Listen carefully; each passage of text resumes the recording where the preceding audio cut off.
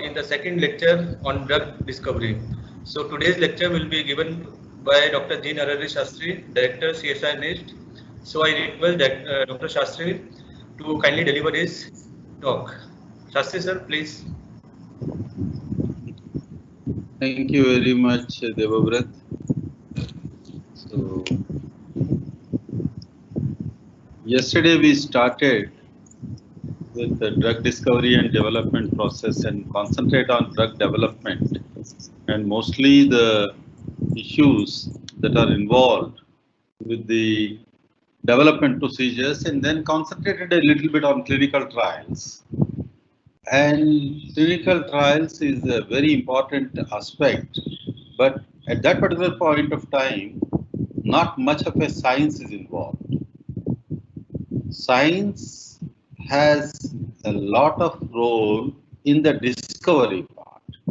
So what we have talked yesterday is about once you have a lead molecule and then you try to have a lot of confidence on that lead molecule with all the animal studies and in vitro studies, you can have an investigation new drug applications which will go through the regulatory trials of clinical trials, phase 1, phase 2, phase 3, and eventually this particular molecule will get an FDA approval, and that's a very interesting phase. And before you get IND, you will have basic science, which play a very important role. Why do you synthesize, or why do you discover, or why do you make a drug molecule? Because there is a disease. So we will have to understand the relationship between the disease and the drug. There is a drug molecule which, when administered in the body, it will alleviate the disease or a symptom that is associated with the disease. So at the end of the talk, I will try to give you an idea about how we can define a disease. A disease may be defined as a mal-expression of genes. So these genes may be connected to several pathways and proteins are involved in these pathways. So if you administer a small molecule, it will try to inhibit a particular interaction. It might try to inhibit an interaction with a naturally occurring small molecule like second metabolite or some other small molecule in the body, wherein the drug will go and then sit in the active site and inhibits that particular active site and elicits a biological response. And for a small molecule to bind, you have to have various targets in the body. In this slide, I have shown T1, T2, T3, T4. These are the targets. What are these targets? Most often, these are the protein targets. How many proteins are there and which particular protein is responsible for which disease? This is a very, very interesting question. So there are several pathways and there are several proteins, and then we will have to know what is a druggable protein and what is not a druggable protein. And in that particular protein, what is an active site. So this is all related to proteomics or structural biology. And we also have genes, which will involve genomics. And if you want to really synthesize a small molecule, like a drug molecule, that will be chemistry or medicinal chemistry. And you can also try to get this small molecule from biologics, and that can be slightly different field, or the small molecule or a drug molecule can be obtained from natural products, and that is a bit different from synthetic chemistry. So the idea is you have a small molecule, and this small molecule elicits a particular biological response which is associated with the disease. So in between there are genes, there are pathways, and there are protein targets. A typical drug discovery process starts with the identification of target. How do you identify the target? One has to understand the disease mechanism, which has a close relationship with the genes and proteins. So one has to have a very clear idea about disease mechanisms, genomics and proteomics, so that a target can be identified. This is a druggable target. So once somebody identifies a target, they also have to validate that this particular target is really involved in the pathway or not, or is it really the effective target. So people have to carry out what is known as gene knockout experiments, and very similar to that, so that target which is identified will be validated. Then they have to develop some models. These models may be in vivo models or in vitro models or some other animal models. So we can have in vitro models which are cell based or enzyme based, and there can be several in vitro models that are there, and in vivo models are based on some various types of animals. And once you develop these models, you will be able to get an idea about which particular small molecule will display efficacy against a particular target. So from there, you will know what is a hit molecule. So you may be able to get a hit, and this hit will have to go to the lead. A lead is something which will show a particular efficacy. So once you get the lead, you have to optimize the lead, and we show that these hit identification, hit to lead optimization will involve a lot of experimental studies. One has have to screen a large number of combinatorial libraries, but computational studies also play an important role. And tomorrow I will try to talk about computational tools. So lead optimization is also a very, very important step in medicinal chemistry, experimental medicinal chemistry. While computational tools and other analytical tools will play an important role, lead optimization is probably the essence of the entire medicinal chemistry. Then comes to preclinical phase. Preclinical phase involve everything that you do except what you do with humans. So this can have pharmacokinetics and pharmacodynamic studies, toxicity, so on and so forth, and gather all the data so that one will be able to submit the investigational new drug applications. So there are a large number of factors that are involved, like you try to validate a target, you take a lead, you optimize the lead, and you profile a lead, and you have a large number of steps which are involved before a molecule can be subjected to clinical trials. So the drug discovery process involves a huge range of experimental and computational studies, wherein you have a molecule which will show efficacy against a particular target or a particular model, which may be in vivo model or in vitro model, and usually an animal model. And these studies also involve a number of preclinical studies which will show the favorable pharmacokinetic and pharmacodynamic properties. Toxicity is a very important parameter. So if one has a lot of confidence on a molecule, they can go to the development stage. However, the discovery stage is the one which will have most of the science. So in the discovery stage, how do you proceed? In the last slide, I told the target identification, target validation, assay development. This is a generic way of doing it. But there is different protocols and different ways in which drugs are discovered. For example, one way is if you have a new therapeutic identification of the off-label prescriptions.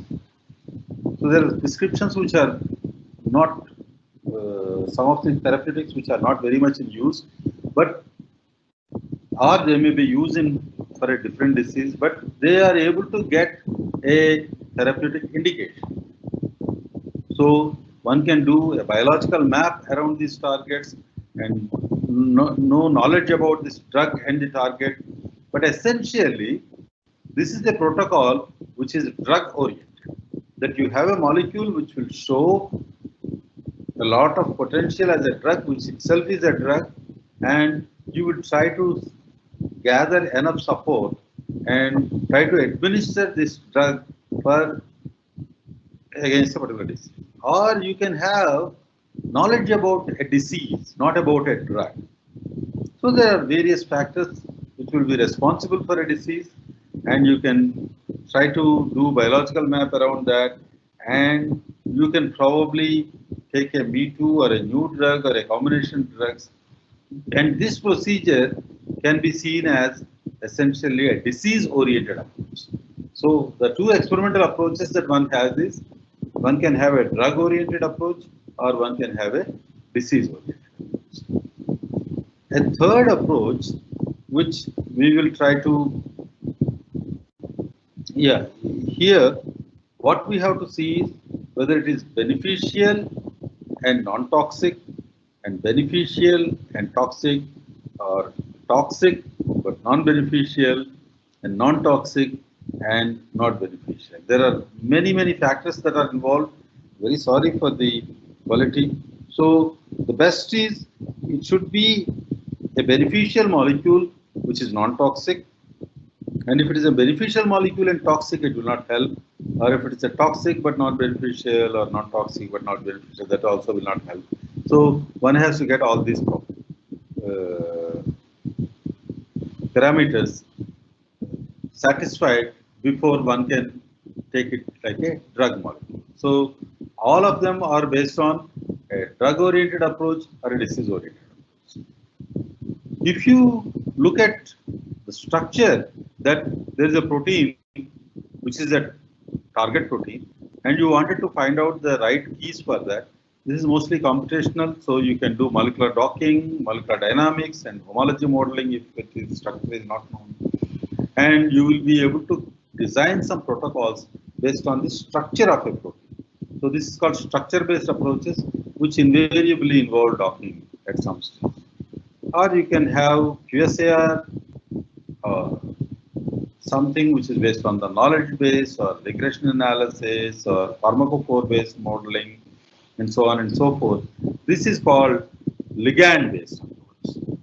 So there are various computational methods which can be used to screen molecule either based on structure-based approaches or ligand-based approaches. So the known protocols are, one has to understand the disease and drug target mechanism of action and exploit pharmaceutical, biomedical, clinical, and patient data, and develop methods, computational methods, because I am basically from a CAD background, we are stressing this. So there are a large number of methods which are available to get the molecules, experimental as well as computational. So the drug discovery approach can be essentially divided into two major approaches, and they are based on new drugs, NCEs. They are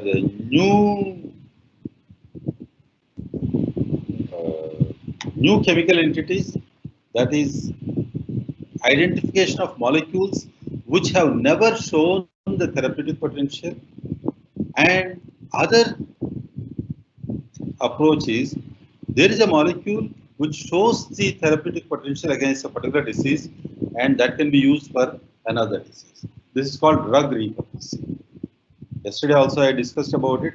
NCEs as well as drug repurposing, and drug repurposing is a faster approach. So if you have a COVID type of a situation, maybe finding out the new chemical entities will be a very, very long process. So drug repurposing is something that many people are. One has to understand that drug discovery is a multidisciplinary field in its very nature. Essentially, one has to understand why a drug acts the way it acts and how to make better drugs. These are two questions. So mechanism of action of the drug.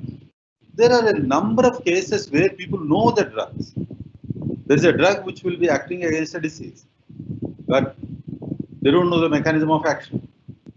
If somebody does not know the mechanism of action, it's not possible to improve the drug.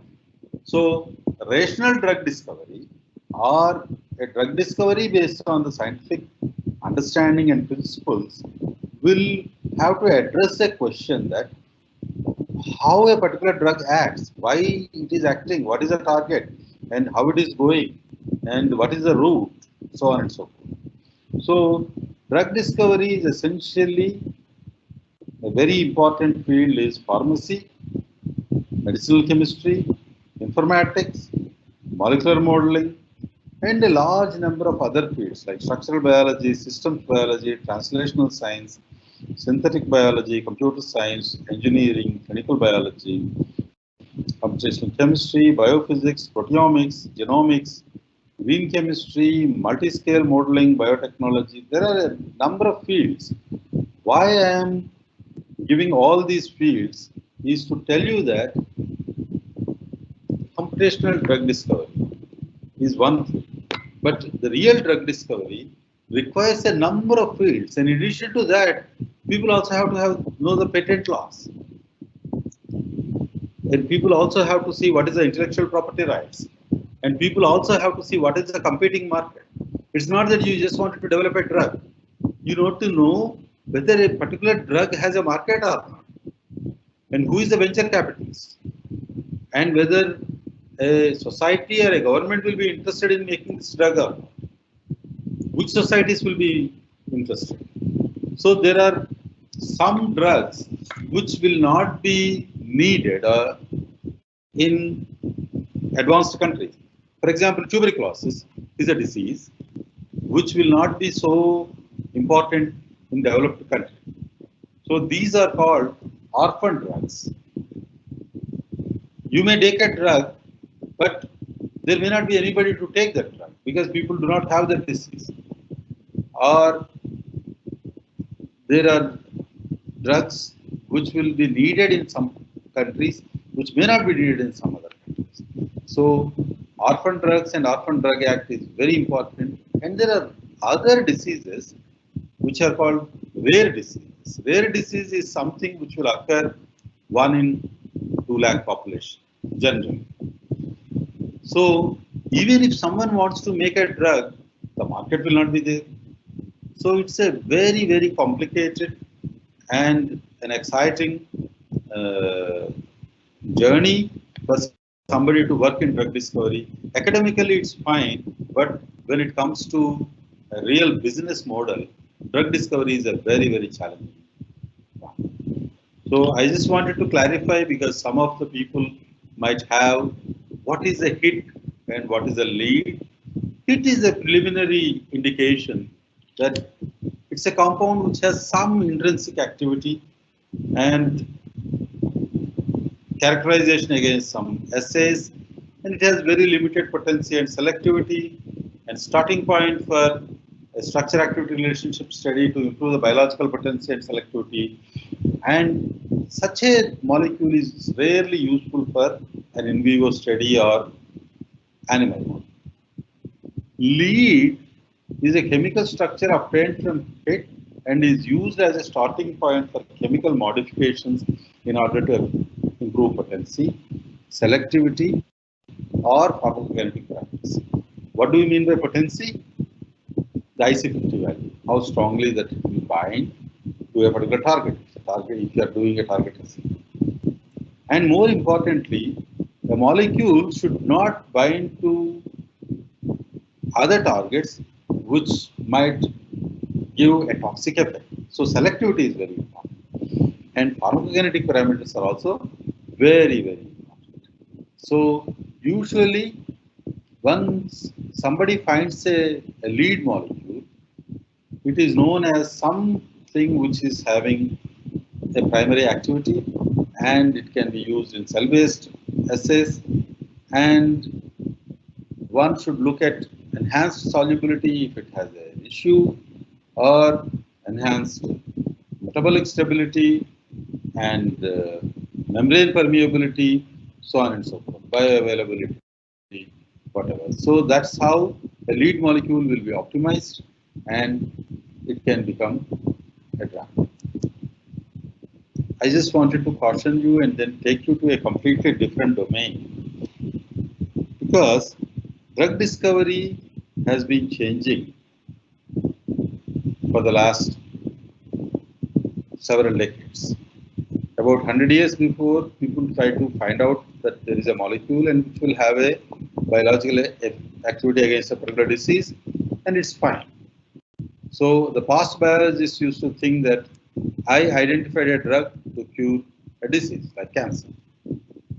The present biologists actually wanted to play with this. I modified that drug to improve the potency and selectivity, and now it's a better drug. So they wanted to understand that a particular drug has properties which can be optimized. But very slowly, in the near future, people are trying to understand that a particular drug will be given to a person with a disease with a particular metabolic profile or a genetic profile. Sorry. I collected all the information about cancer targets and their drugs using deep learning and data-driven approaches, and this may be helpful to understand the disease mechanism and design a potent drug. And often this potent drug may be customized to a particular individual. So there is something which is known as pharmacogenomics, and as we are trying to solve problems, we are creating newer and newer problems. So I wanted to just tell you that drug discovery process involve a lot of experiments and a lot of in vivo, in vitro experiment, and one has to generate these models and test the small molecules, and they also have to look at the ADMET properties, PKPD properties, with special difference to toxicity and other factors before that molecule can go to the development stage.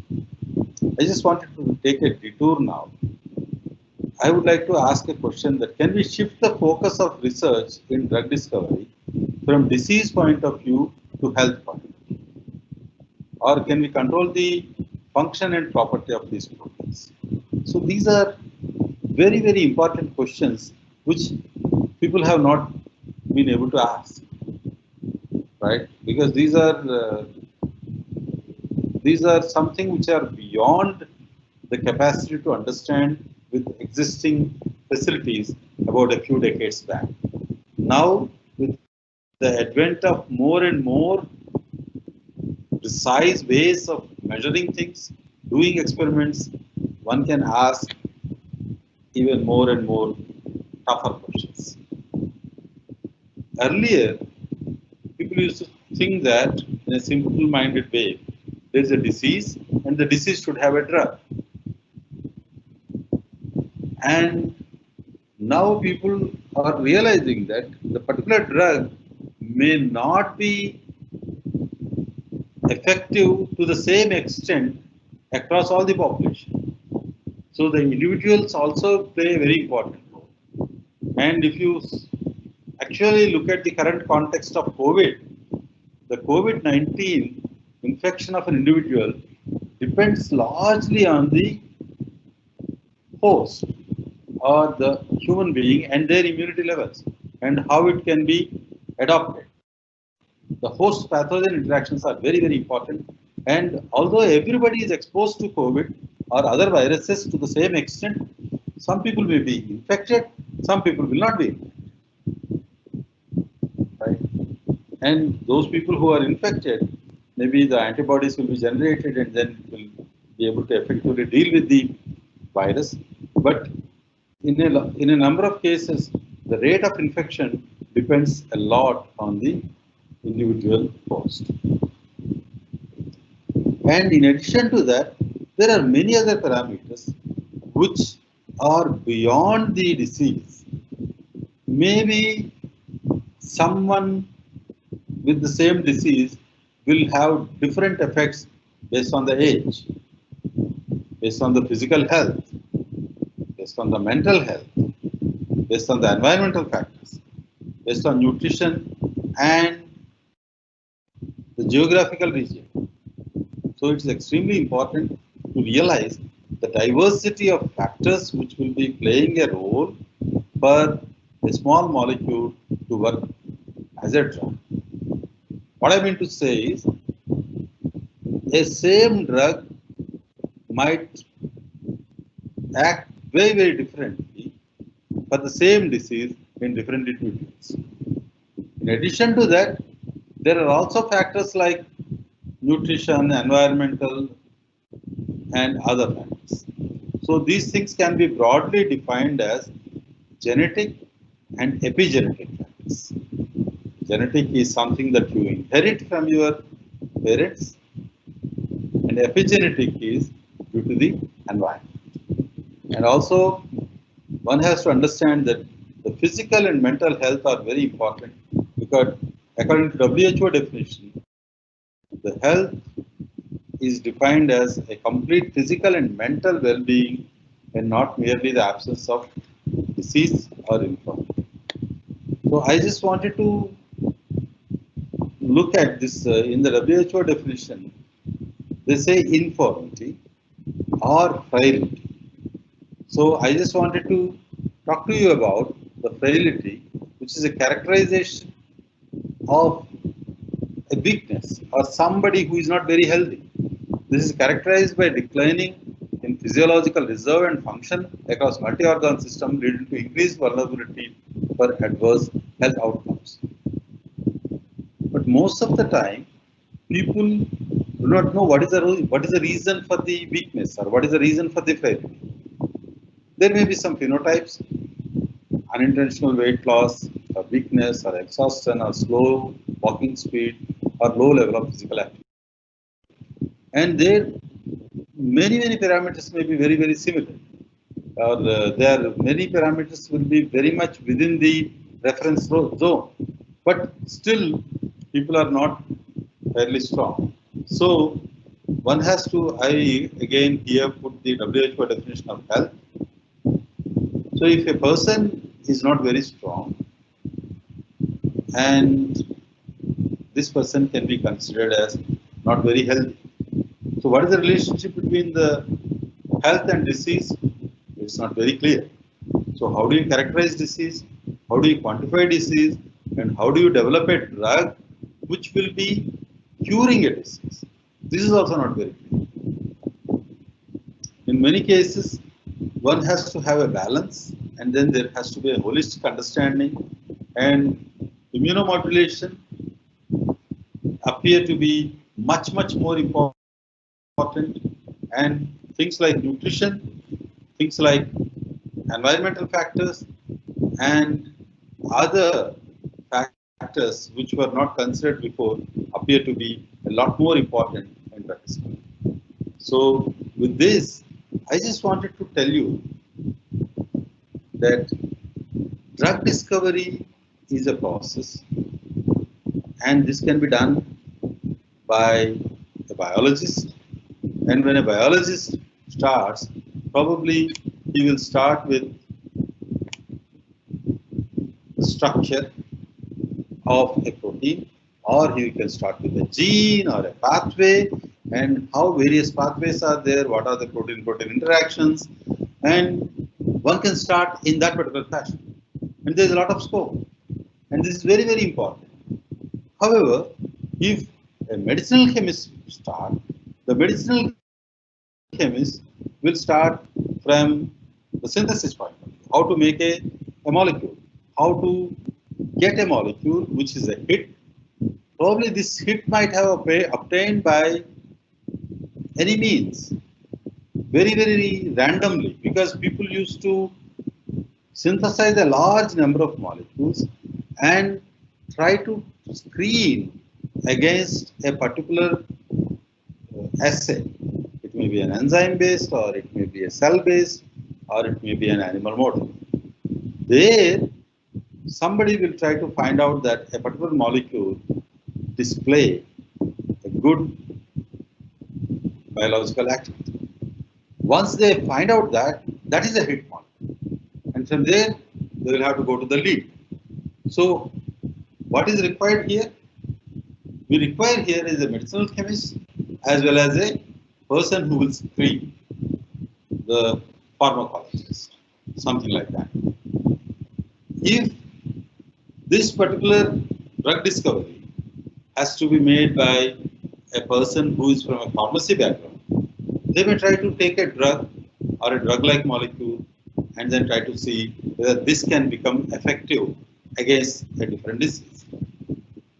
Because people have to understand that there may be one molecule which is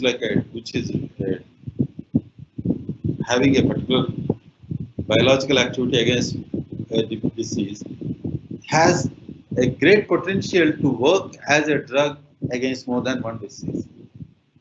So there is a lot of possibility to work on these effects, these pathways. So one can have a drug-oriented or a disease-oriented or structure-based or analog-based, and even the structure-based and ligand-based, which are also called analog-based approaches, also have a lot of experimental procedures. So drug discovery and development process is a very, very interdisciplinary field, and then one has to see where any particular discipline will fit in. So I just wanted to talk to you about COVID. COVID is a coronavirus disease, which is SARS-CoV-2, the new coronavirus. It has a slightly different type of a structure, and it has to infect the host. So it is very important to understand the host pathogen interactions.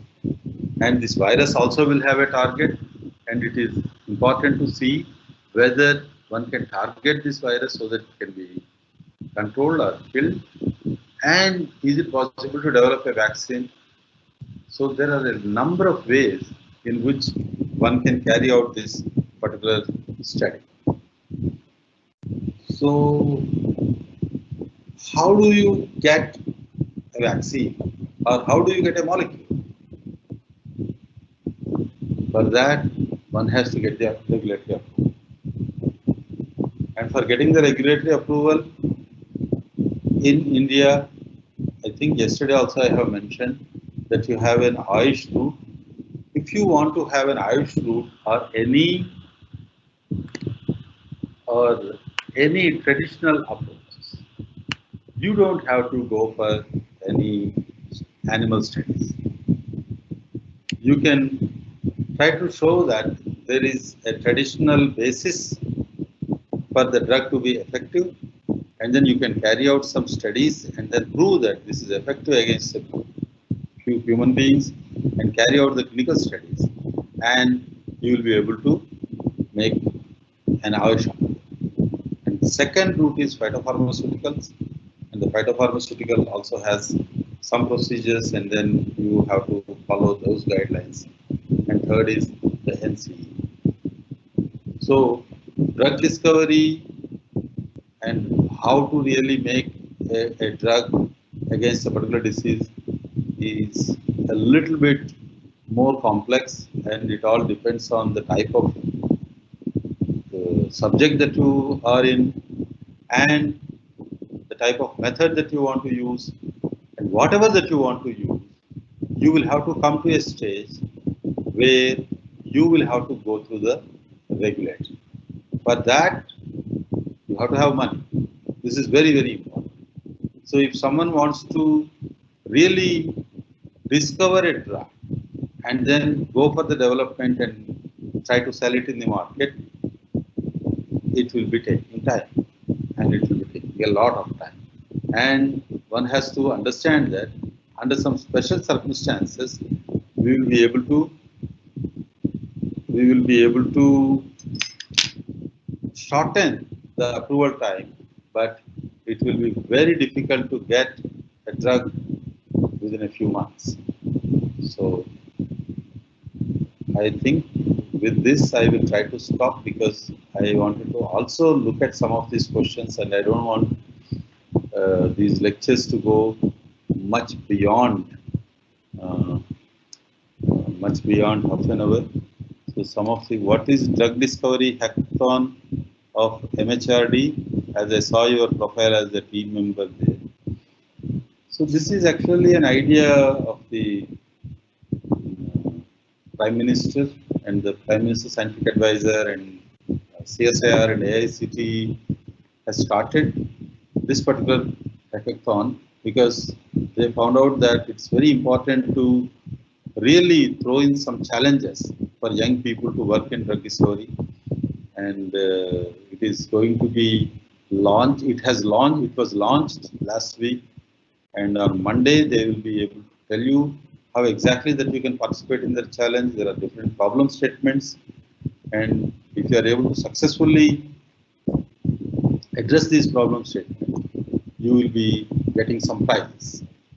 And there is phase 1, phase 2, phase 3, and it will go for about a year.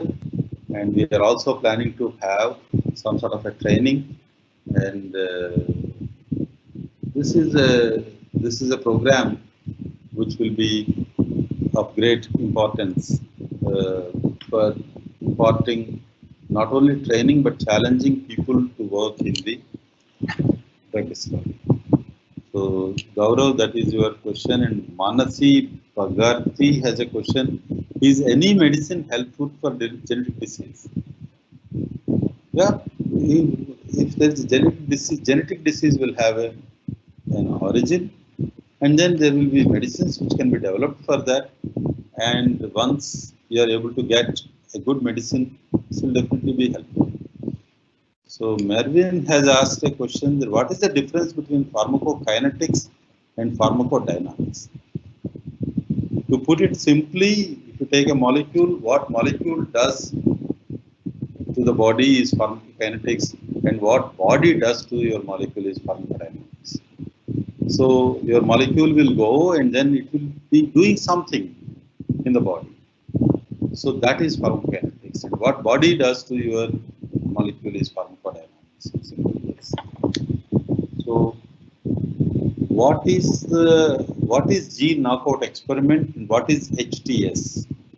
Gene knockout experiment is there are several genes in a particular pathway, and you wanted to see whether a particular gene is involved or not involved. So people carry out gene silencing experiments which will validate the participation of a particular gene in the disease, the importance of that. And these are carried out experimentally. And HTS is high throughput screening. That is, if you have a large number of molecules and if you want to find out which particular molecule will be giving you hit, usually if you want to get a drug molecule, several millions of molecules will be tried. So when you want to really try them, you would like to screen them very fast. That is called high throughput, and screening is nothing but testing the efficacy of a large number of molecules at the same time. So lead will be identified with the help of computational tools. Richa has asked, lead need not be identified with computational tools. Usually, in a large number of cases, it can be identified with experiments. Computation and experiment will have to go hand in hand to find out both hit and lead. It's very, very important to work closer to that. Only when you very effectively work with experiment and computation, your drug discovery process will be going in a smooth fashion. Somebody is asking, I heard drug design takes lots of years. Is this pandemic era, our National Serum Institute did almost all things at the final stages of the clinical experiment? How it's possible, sir, within this short span of time? This is a very important question. There is a lot of groundwork that has been done, and there are some leads, and then there is a possibility that within the next few months, one can get the vaccine, and India has a huge amount of experience, and people have been working on these vaccines for a very, very long time, and they can also repurpose the vaccines or try to take a molecule which is a very, very advanced stage to the completion. So I agree that if you are starting everything from the beginning, it will be tough. But if there is a lot of data that is available, and if you are at the final stages, it will be possible. So some of the things are really at a very, very final stages. So there is a possibility to get something even much faster than the conventional procedures. So how can we modify lead when it fails in ADME profiling? So this is a very good question that CSIR-NEIST has asked. So you can try to identify, you can try to modify the lead by changing the substrates, by doing modifications, by ring contractions or ring expansions, or trying to extend the molecule to optimize a particular property. This is actually the essence of drug discovery or lead optimization. The entire medicinal chemistry exercise will be based on either optimizing the ADMET properties or increasing the efficacy. Which organization approves a drug? There are different regulations that are there, and these regulations, the bodies are different in different countries, but universally it is the Food and Drug Administration, FDA, US, is considered as a gold standard for getting the approval, because they have a very, very robust standard, and a large number of people agree with this. What is fragment-based screening? So fragment-based approaches are that the total property of a molecule is obtained by the sum total of the different fragments. So if someone has different pockets in the active site, you would like to have the fragments which will be satisfying the requirements, the structural requirement of an individual pocket. So this is called fragment-based. How do clinical trials take place for personalized medicine development? This is a very interesting question. Adarshan has asked, how do clinical trials take place for personalized medicine development? It's very, very tough. You will not be able to get a clinical trial for personalized medicine. Somebody has to optimize that, and this is still in its infancy. And maybe in the pharmacogenomics era, if you want to really develop a drug for an individual which is tuning to their genetic makeup, this is still a challenge, and people are working on this, the next generation sequencing and many important characteristic proteins and how it is affecting the active site of that individual is very important. And I don't think that it is possible to have a robust clinical studies on this. How pharmacogenomics play a role in drug discovery? As you said, for drug discovery, different pathways are considered. Pharmacogenomics, for example, then people can be considered having different types of metabolic profiles, which is very well known, which can be traced to the mutations in the cytochrome P450s, and that is fairly well understood.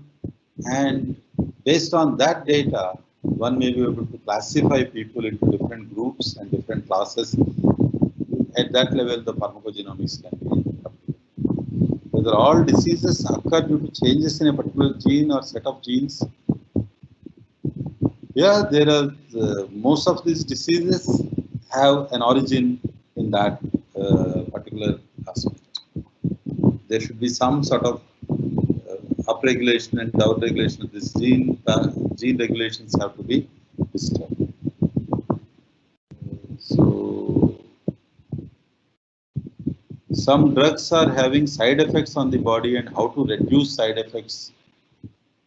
Reducing side effects is usually for 2-3 different ways the side effects can happen. One is lack of selectivity, that this particular molecule will not be going to the right target. So you have to make a molecule which will be very, very selective to the target, and then find out what are the off targets which it is interacting and then producing the toxicities. And other type of side effects is due to the dosage difference. For example, every person will have the therapeutic window, and usually people go with the body weight. If a person with a huge higher body weight compared to a lower person, they should have different types of dosages. But many times people will try to go with the age, and if you are an adult about 16 years or 17 years, the dosage will be the same. And that might also lead to side effects in many cases. I just wanted to tell you that one of the most sensitive and important department is anesthesia department. And when somebody wants to go to surgery, how much of an anesthesia one has to give? This is a very, very big question, and pharmacogenomics play a very important role. Some people require more or some people require less, and then this is very important. And what is big data analysis? This is a very, very important contemporary question. You have information coming from the data. How do you get the data? You do an experiment and you will get the result. And if the number of data points are more, the data are so big, and you may not be able to comprehend with your common sense what is the information that you are getting from this data. So in that way, you will have to use some mathematical procedures like statistical or computational procedures. And if this particular data goes much beyond the ways in which the conventional statistical procedures can deal with, if it is a billions of data points, then one has to use more modern methods. So big data or data that is coming depends on the velocity of the data, that is the rate at which the data is accumulating, the veracity of the data, that is the accuracy of the data, and volume of the data, what is the exact amount. So the volume, velocity, veracity, and variety of the data, what type of various data that is coming, and the value of the data, how valuable is this data, and not only variety, the variability of the data. There are so many 4 to 5 or 6 V's are there which play an important role, and the data that we are getting now is at a much higher rate than what we have about a few years before. So as we are getting more and more data, we don't know what is the use of this data in different ways, in different areas. Maybe you may not even thought about that this may be the use. So the big data analytics combined with what is known as artificial intelligence, machine learning, deep learning are very important steps for us to get information out of the data and generate knowledge out of the information, and also come up with very definitive steps to go ahead in our path for drug discovery. So somebody has asked, what is the best approach? Is it drug-oriented or disease-oriented or structure or ligand-based? It all depends on what you are comfortable with. There is sometimes you may have a drug molecule which will show an indication against a completely different disease. So maybe in that case, a drug-oriented approach is better. For example, if you have a coronavirus, what type of an approach that one adopts? It's not clear. It's not at all clear. So people can come up with different approaches, and one has to see what is the approach which is the best. I think the approach which will give you the result is the best approach, and it cannot be predicted before. So there is a very practical questions by Samir Bhargava who asks, can we get publication only on basis of structure and ligand based approaches? Please guide. You can get a publication if you have a new result. It can be just based on structure based or just based on ligand based or an infusion based or whatever it is. So you need to have a new result, a discovery, which is worth publishing, and then you will get publication. Right? It need not be, it can definitely be based on structure and ligand based.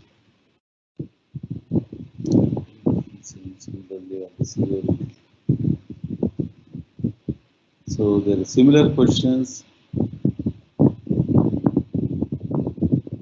So there is a very interesting question that is Anuradha Mitra asks, do the toxicity levels vary within the human body, and how are standards prepared for specific drug? So the standards are prepared for a specific drug in the clinical trials, and the toxicity levels vary within a human body at different organs. This is an interesting question. Definitely, there are molecules which will be toxic for a particular organ, so they will definitely vary within a human body.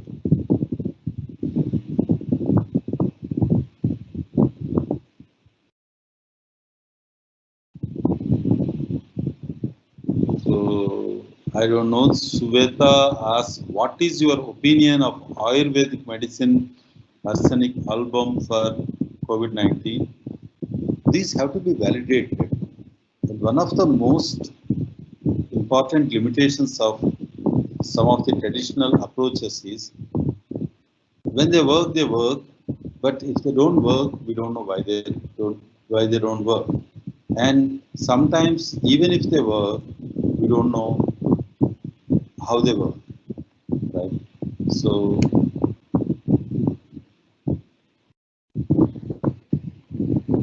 my answer for this Ayurvedic medicine, one has to look at the data. Okay.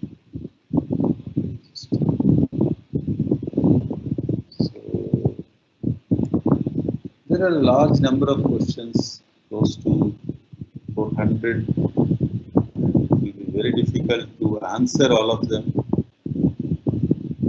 So improving SIR and lead modification, same. Yeah, improving structure-activity relationships and lead modifications. We don't say modifications, we call it as optimizations, they are the same. How selectivity became important? Selectivity is extremely important because we would like to have a particular molecule which will be working against a particular target. What is enhanced solubility in case of a lead molecule? So this is an important question. If you take a lead molecule, many times it might have the efficacy, but the solubility is a problem. If the solubility is a problem, you cannot really administer them because the molecule has to be soluble before it is administered. So one will have to work on improving the solubility without losing the efficacy. So this will be usually a big problem, a big question for the lead optimization, and then people try to enhance the solubility and maintain a good log-P, the distribution of the molecule between the aqueous layer and organic layer is very, very important.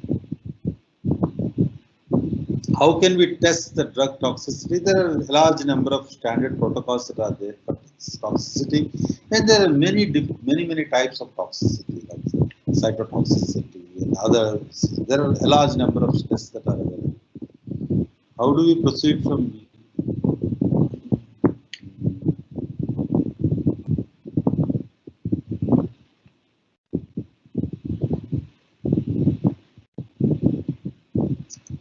Okay, so somebody asked that every time we talk about CAD, we talk about genomics and other omics.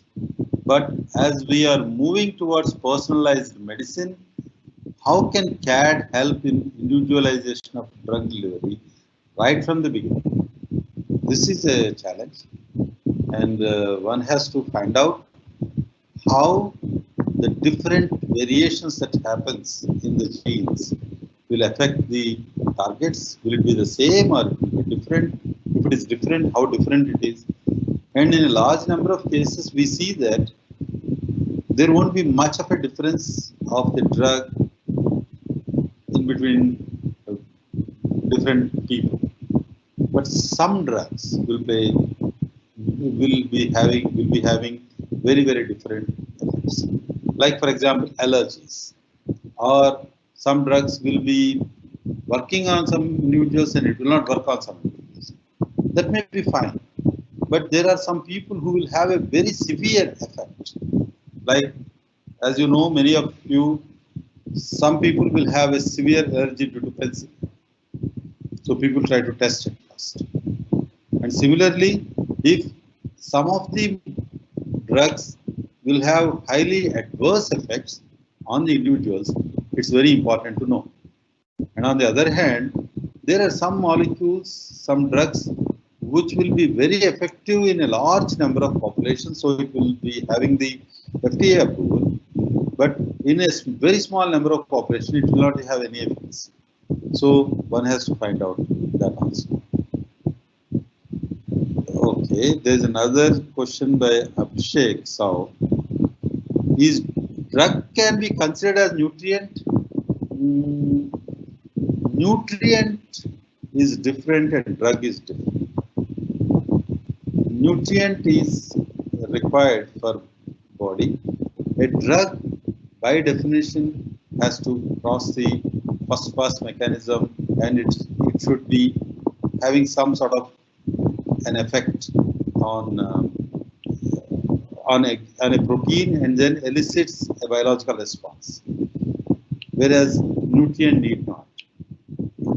I don't think that drug can be considered as nutrient.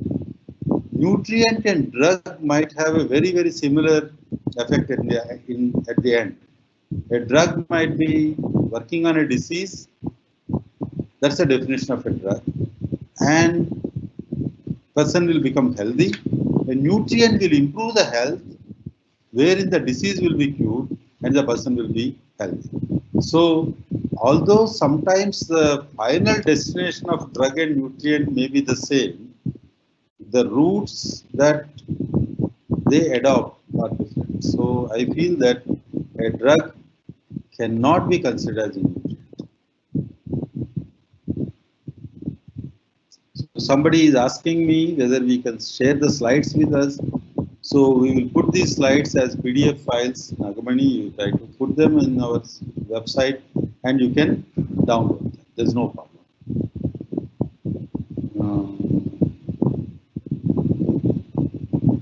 A person asks if one has good results in docking experiments against a specific target protein, and if the ligand also does not violate ADME rules, can the results be patented?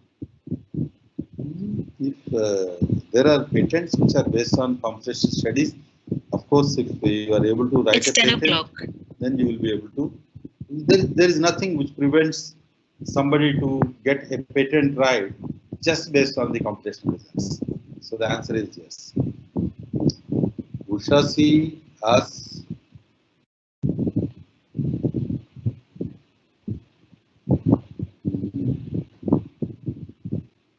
there is a technical question about SRTP, and I think it will be very difficult for me to answer right now. Lead will be identified with help of a computational tools.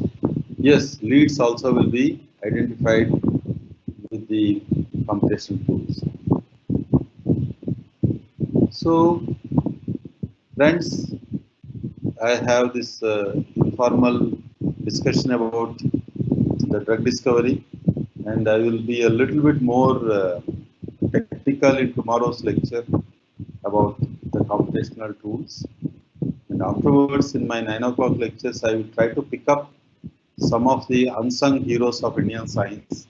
Or sometimes we know when people who are really contributed quite a bit, but if you ask what did they contribute, people may not be knowing. So I feel that it's extremely important for us to know about the people who have made fundamental discoveries. Like, for example, G.N. Ramachandran, S. Chandrasekhar, Hargobind Khurana. And there are some lesser known people who made fantastic contributions like Subhash Mukhopadhyaya, Yallapragada Subbarao, Ruchiram Sahani, and many other heroes, heroines of Indian science and science popularization.